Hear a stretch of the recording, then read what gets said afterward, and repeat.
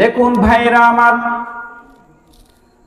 রাসূল পাক সাল্লাল্লাহু আলাইহি ওয়াসাল্লাম একবার মসজিদে নববীর মিম্বারে উপনীত হচ্ছিলেন।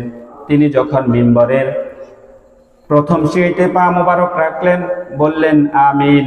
দ্বিতীয় সিঁড়িতে রাখার পরেও বললেন আমিন, এবং তৃতীয় সিঁড়িতে রেখেও বললেন আমিন। উপস্থিত সাহাবীরা সকলে চিন্তিত হয়ে গেল।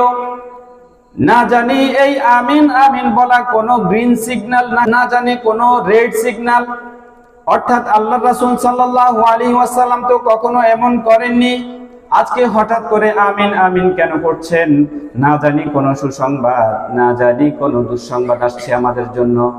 পরক্ষণে সাহাবায়ে কেরাম জিজ্ঞেস করলে রাসূলুল্লাহ সাল্লাল্লাহু আলাইহি ওয়াসাল্লাম উত্তর দিলেন, একটু আগে আমার কাছে জিবরিল এসেছিল এবং বলল, ইয়া রাসূলুল্লাহ, যে ব্যক্তি রমজানকে পেল কিন্তু নিজের গুনাহ মাফ করাতে পারলো না, ওই ব্যক্তি ধ্বংস হোক। উত্তরে রাসূল বলেছেন আমিন।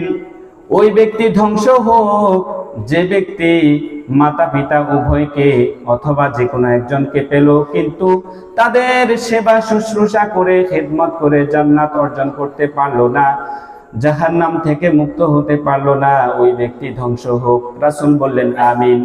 ওই ব্যক্তি ধ্বংস হোক, আপনার নাম তার সামনে জিকির করা হলো কিন্তু সে আপনার উপর দুরূদ পাঠ করলো না। উত্তরে নবী করিম সাল্লাল্লাহু আলাইহি ওয়াসাল্লাম বললেন আমিন। এই জন্য ভাইরা আমার, শুধু এইটুক কথা বলবো, পবিত্র রমজান আসলো, সারা বছর তো কোরআনকে ধরলাম না, ছুঁইলাম না, খবর রাখলাম না। আসুন না আমরা যতটুকু পারি ততটুকু পর্যন্ত চেষ্টা করি। অন্তত পক্ষে সারা আমল তো করতে পারবো না, সকল আমল করা আমাদের পক্ষে সম্ভব নাও হতে পারে, কিন্তু যতটুকু পারে, 5 পারা পারি, 10 পারা পারে, যতটুকু পারে পবিত্র কোরআনকে তেলাওয়াত করার চেষ্টা করি। সবাই প্রস্তুত তো ইনশাআল্লাহ?